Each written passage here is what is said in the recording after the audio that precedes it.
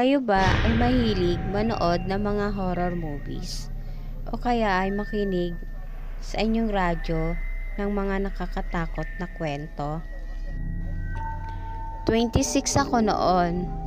Nag-file ako ng isang linggong bakasyon sa aming opisina. Nagkayayaan kasi kami ng mga kaibigan ko na sumama kila Nora sa Bicol. 5 kaming magkakaibigan. Doon namin susulitin ang isang linggo naming bakasyon. Manila to Bicol ay 12 oras ang biyahe pag sumakay ka ng bus. Pagbaba namin ay sumakay pa kami ng jeep. Pagbabaan mo ng jeep ay sasakay ka pa ng habal-habal. Hindi kami kasya sa habal-habal. Kaya sa isang habal-habal, sumakay ang 3 kong kaibigan. At kami naman ni Nora ang magkasama sa isang habal-habal. Napakaganda ng lugar. Maraming puno ng nyog at napakaganda ng mga palayan. Nang nakarating na kami ng bahay nila Nora, ay magiliw kaming sinalubong ng kanyang mga magulang at mga kapatid. 6:00 na ng gabi nang may isang dumating na kaibigan, ang tatay ni Nora. May dala itong isang piling na saging at isang supot na mangga. Binigay ito sa tatay ni Nora. Nagpaalam na ang matanda at bago umalis ay tumingin muna ito sa amin. Bumulong sa akin si Cindy, isa sa mga kaibigan ko. Bakit daw ganon makatingin yung matanda? Parang nakakatakot. Hindi ko pinansin ang sinabi niya. Tinanong ni Nora sa tatay niya kung anong pangalan ng matanda.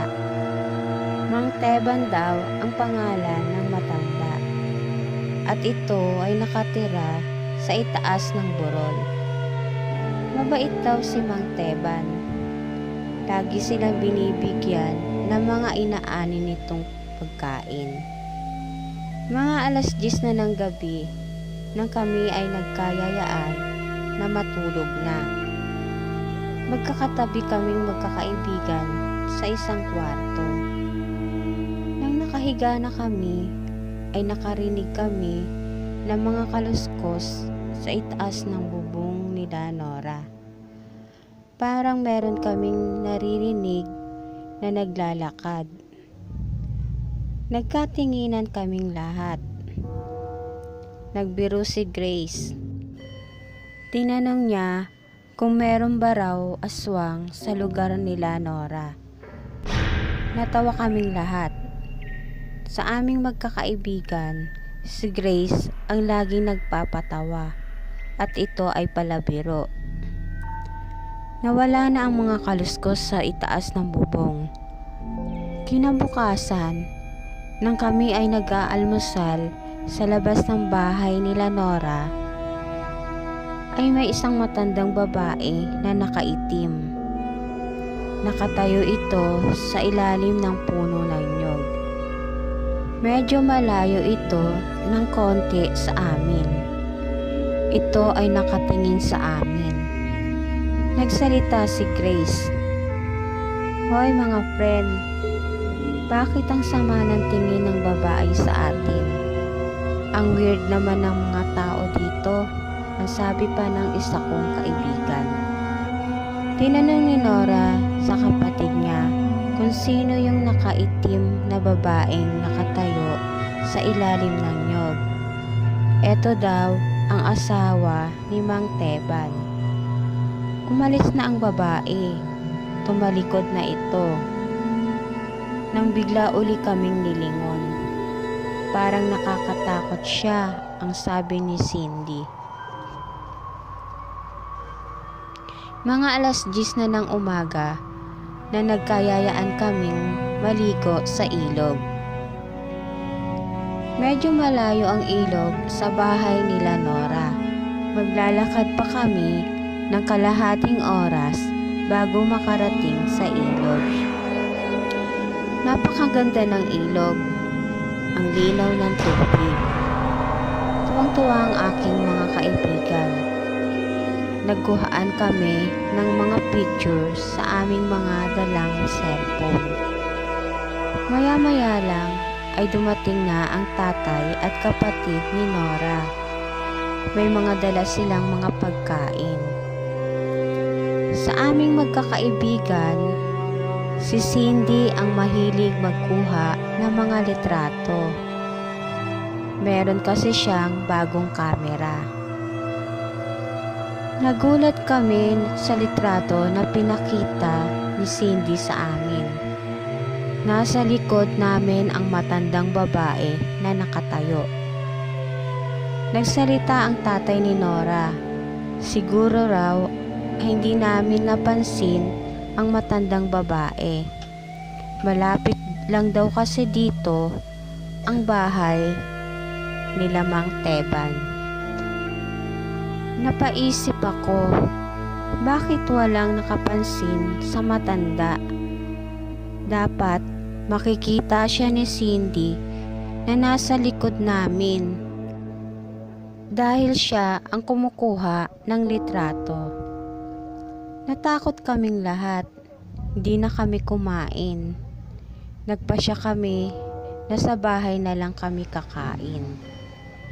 Sinabi ng kapatid ni Nora na meron siyang alam na shortcut para hindi na malayo ang lalakarin namin. Pinagpatuloy namin ang paglakad. Sumusunod lang kami sa kapatid at tatay ni Nora. Nagulat kaming lahat nang sumigaw si Grace. Kasabay daw namin naglalakad ang babaeng nakaitim. Pero wala naman kaming nakikitang kasabay namin. Ang sabi namin wala naman. Laking taka ni Grace. Siya lang ang nakakakita. Napabilis ang lakad namin. Halos tumakbo na kaming magkakaibigan.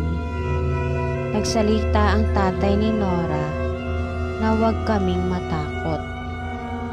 Nakarating na rin kami sa bahay nila Nora. Pumasok kaming lahat at ikwinento lahat ni Nora sa nanay niya ang nangyari sa ilog. Si Mang Teban raw at ang asawa nito ay 6 na buwan pa lang silang nakatira sa itaas ng burol. Hindi nila alam kung saan galing ang dalawang matanda. Mabait naman daw ang mag-asawa. Pero ang babae ay laging nakasuot ng itim na damit at lagi itong nakayuko. Nag-aya na lang ang kaibigan ko na mamasyal na lang sa bayan. Pagkatapos namin kumain ay umalis na kami. Kailangan uli namin sumakay ng habal-habal. Marami kaming pinuntahang magagandang lugar. Namili rin kami ng mga souvenir na iuuwi namin sa Manila. Hindi namin namalayan ang oras. 7:00 na pala ng gabi. Pagkaanong oras pala ay wala ng habal-habal. Kaya nagpasya kami na umarkila na lang ng tricycle. Kahit medyo may kamahalan ito, ay nagpasya kami na arkilahin na lang ito. Nang nasa kalagitnaan na kami ng biyahe, nang nasira ang tricycle. Kaya napilitan kaming bumaba at nagpasyang maglakad na lang pauwi. Sa lugar nila Nora ay napakahirap ng signal. Kaya hindi kami makatawag sa kapatid ni Nora para magpasundo. Sobrang nakakatakot sa daan. Napakadilim at bihira ka lang makakakita ng bahay. Patuloy kami sa paglakad nang parang may naririnig kaming lumilipad na malaking ibon. Natakot kami at mabilis kaming tumakbo. Nang lumingon kami ay napasigaw kami. Napakalaking ibon at ang haba ng pakpak. Sumisigaw ang kaibigan ko na manananggal. Nagpatuloy kami sa pagtakbo. Nang nadapa si Grace, nakita ko na hindi siya makatayo. Nanghihingi siya ng tulong sa amin. Bigla na sana siyang dadakmain ng manananggal nang may bumato sa manananggal. Galit na galit ang manananggal. Pinuntahan nito ang bumato sa kanya. Si Cindy pala yun. Bigla nagsisigaw si Cindy at ito ay tumakbo. Dumating ang tatay ni Nora na may dalang itak. Nang sasalakayin na ng manananggal si Cindy ay sinaksak ng tatay ni Nora sa likod ang manananggal. Biglang lumipad papalayo ang manananggal. Napaisip ako na totoo pala ang manananggal. Nang nakauwi na kami ay nagpasya kaming babalik na sa Manila kinabukasan. Wala naman daw dating manananggal sa bayan nila Nora. May usap-usapan na si Mang Teban at ang asawa niya ay isang manananggal. Maaga pa lang ay marami ng tao sa labas ng bahay nila Nora. Pupuntahan nila ang bahay ni Mang Teban. May nakapagsabi na sinalakay din daw ng manananggal ang isang buntis sa kabilang baryo. Nakita namin namutla si Cindy. Tinanong namin kung bakit putlang-putla siya. Inamin niya sa amin na buntis siya. Nagulat kaming lahat na buntis daw siya ng boyfriend niya. Nang puntahan nila ang bahay ni Mang Teban, ay wala na ang dalawang matanda. Nakita nila sa loob ng kubo ang mga dugo ang damit ng isang babae. Sinabi ng tatay ni Nora na nasaksak niya raw sa likod ang manananggal. Siguro ay lumipat na sila ng ibang lugar para doon mambiktima. Nagpasalamat kami sa nanay at tatay ni Nora. Kami ay nagpaalam na.